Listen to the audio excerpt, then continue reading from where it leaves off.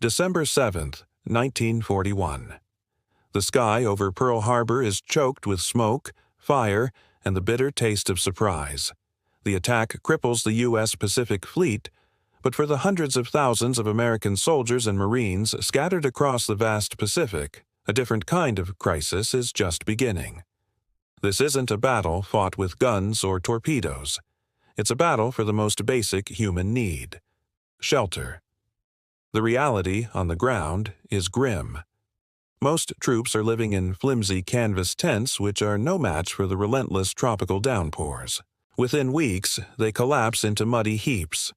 Supply depots are flooded, precious ammunition is ruined, and soldiers are being hospitalized with pneumonia, not from enemy fire, but because their temporary homes simply disintegrated in the monsoon. The War Department is flooded with daily reports of disaster. Soldiers write home about waking up in puddles, their boots waterlogged and their uniforms rotting with fungus overnight. Imagine being woken at 3 a.m., not by an air raid siren, but by your tent collapsing, throwing you and your comrades into the cold mud. It was more than discomfort. It was a logistical nightmare that was crippling the fighting force before they even saw the enemy. The standard solution, wooden barracks, was a non-starter. They required skilled carpenters, scarce lumber, and weeks to build. To house the forces needed on remote Pacific islands, the Navy calculated it would take an agonizing 18 months using conventional construction. 18 months. The war could be lost by then. Something had to be done, and fast. In Washington, Brigadier General Eugene Raybould, a man facing an impossible logistical problem, was tasked with finding a solution. His team needed to house 2 million personnel spread across hundreds of islands. The numbers were brutal. At the current pace, half the troops would still be without a roof over their heads by the time the war ended. Inspiration came from an ally. The British, seasoned by years of fighting in North Africa, had been using a structure called the Quonset Hut since 1916. Designed by a Canadian engineer, these semicircular steel shelters could house 30 soldiers and withstand the harsh desert environment. But for the humid, typhoon-battered Pacific, the Quonset Hut had critical flaws. Its heavy steel panels required special lifting equipment, its wooden frames were a feast for tropical termites, and its desert-style ventilation was unbearable in the jungle humidity. It was a good idea, but not the right idea for this new war. So, General Raybould's team laid out the requirements. The new shelter had to withstand 130-degree heat, Category 5 typhoons, relentless monsoons, and even Japanese air raids. Tents lasted a month. Wooden barracks cost a fortune and took 6 weeks. Neither would work. The call went out to America's best and brightest: engineering firms, university research labs, and the Navy's own construction battalions, the CBs.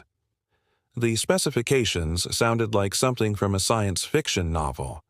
The shelter had to weigh less than a jeep, be shippable on a single rail car, be assembled by untrained soldiers in a single day with basic tools, cost less than $1,000, and survive extreme weather and combat.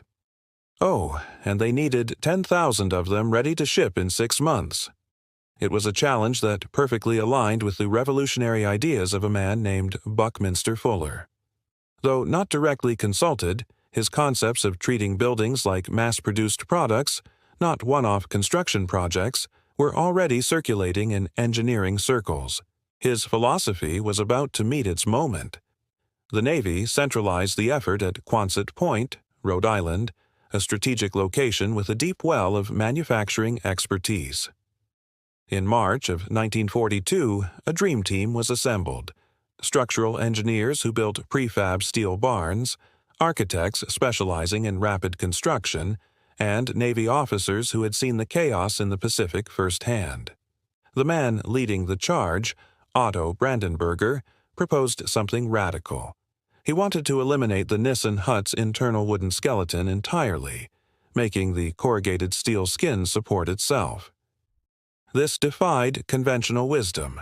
Steel was for bridges and skyscrapers, not self-supporting shells. But Brandenburger knew his steel barns had survived Midwest tornadoes without any internal framing.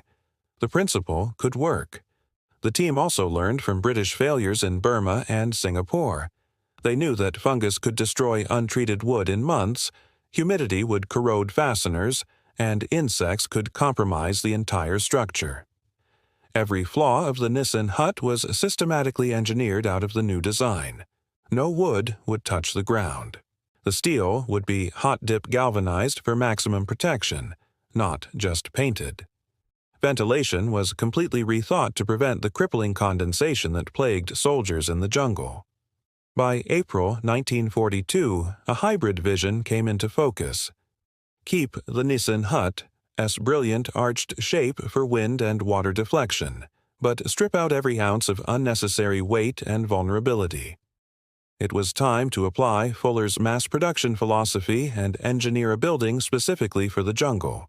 On April 15, 1942, Brandenburger walked into a warehouse with 30 engineers and gave them a 60-day deadline. In just 2 months, they had to design, prototype, test, and get approval for an entirely new building system. The warehouse became a 24/7 laboratory. Panels were sketched, fabricated in the on-site workshop, tested overnight, and revised by dawn. This process of rapid, iterative prototyping, which is standard in tech today, was revolutionary in 1942. They settled on practical dimensions, 16 feet wide to fit on a rail car, and a total length of 48 feet, built in sections. This could house 36 men or be easily converted into an office, a medical station, or a storage depot. Just figuring out the curve of the arch took 2 precious weeks. If it was too flat, the wind could peel the roof off like a tin can. If it was too steep, you'd waste valuable interior space. They landed on a perfect 8-foot radius semicircle, and this gave them a comfortable 7 feet of headroom at the sides and created what engineers call a self-restoring arch, a shape so strong it could handle heavy snow loads and winds over 100 miles per hour. By May 25th, the first prototype was ready. A team of 6 sailors, after just 4 hours of instruction, put it together. It took them 14 hours. Encouraging, but not fast enough. The weak link was the wooden floor system. It was slow to build and would rot in the tropics. The solution was brutally simple and brilliant. Get rid of the floor entirely. The hut could sit directly on coral, sand, or dirt. If a finished floor was needed, it could be added later as a separate project. This single innovation slashed assembly time to just 8 hours and cut 200 pounds from the shipping weight. On June 10, 1942, less than 60 days after they started, the final prototype stood complete. It consisted of 96 corrugated steel panels, each light enough for one person to carry, forming a 720-square-foot space. American industry roared to life. 10 major steel fabricators converted their plants to churn out huts. Liberty ships, the workhorses of the war, could carry 200 huts per trip, enough to shelter over 7,000 men with each delivery. Soon, these distinctive half-cylinder buildings were popping up all over the Pacific.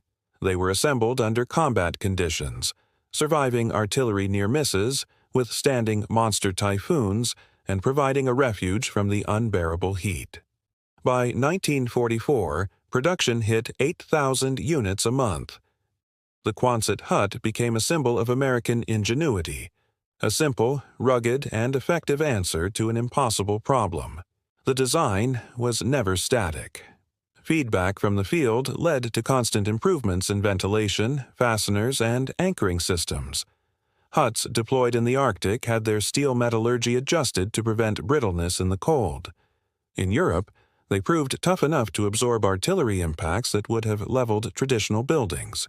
When the war ended, the story of the Quonset Hut was far from over. Millions of them were sold as surplus. They became an instant solution to post-war housing shortages. They were turned into schools, churches, businesses, and barns. The Quonset Hut became a quirky but beloved part of the American landscape, an architectural legacy of practicality and adaptability. Even today, the principles born out of that desperate crisis in 1942 live on. Modern disaster relief shelters, the tiny house movement, and even designs for habitats on Mars echo the same core ideas: arch-shaped, prefabricated, self-supporting structures. It's proof that sometimes the most elegant solutions are born from the most extreme challenges. Thank you so much for watching. If you found this story of wartime innovation as fascinating as I did, be sure to hit that like button and subscribe for more deep dives into the hidden histories of engineering and technology. We'll see you in the next one.